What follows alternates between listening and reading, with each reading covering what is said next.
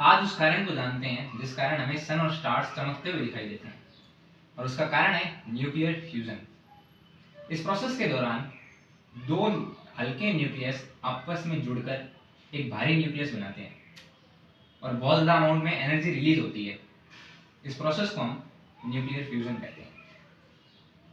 जो energy release हुई थी उसी के कारण हमें सन और स्टार्स चमकते हुए दिखाई देते हैं। हाइड्रोजन आइसोटोप के बीच एक सिंपल रिएक्शन को भी आइए जानते हैं। हाइड्रोजन के दो आइसोटोप मिलकर फ्यूज होते हैं और एक हीलियम न्यूक्लियस बनाते हैं।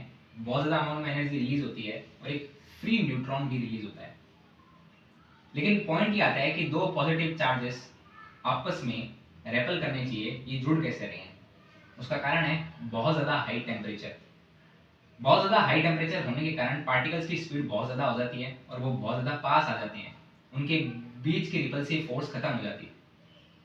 पास तो आ गए, लेकिन अब उनको जुड़ना भी है। जुड़ने के लिए नेचर की एक powerful force, strong nuclear force active हो जाती है और इस फोर्स के कारण वो दो पार्टिकल्स आप पास आए हुए चिपक जाते हैं, जिससे फ्यूजन हो जाता है।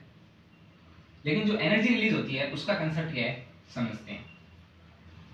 मान लो जुड़ने से पहले उन दोनों का मास 4 यूनिट था और जुड़ने के बाद उनका मास 3 यूनिट हो गया, लेकिन बचा हुआ मास कहाँ गया? वो एनर्जी की फॉर्म में कन्वर्ट हो गया, जिस एनर्जी को आप सन और स्टार्स में देखते हैं।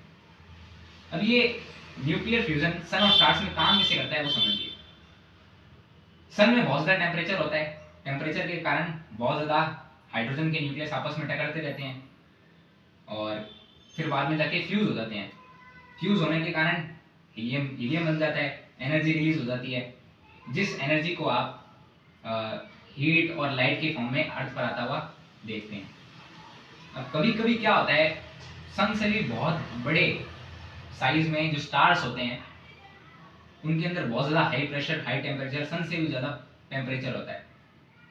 उनमें एलिमेंट्स आगे से आगे फ्यूज होते रहते हैं और वो बात आयरन तक पहुंच जाती है। हल्के एलिमेंट्स तक तो सही था, लेकिन भारी एलिमेंट्स में फिर फ्यूजन काम नहीं करता है और उसके कारण जो बड़े स्टार्स होते हैं उनकी लाइफ वहीं खत्म हो जाती है।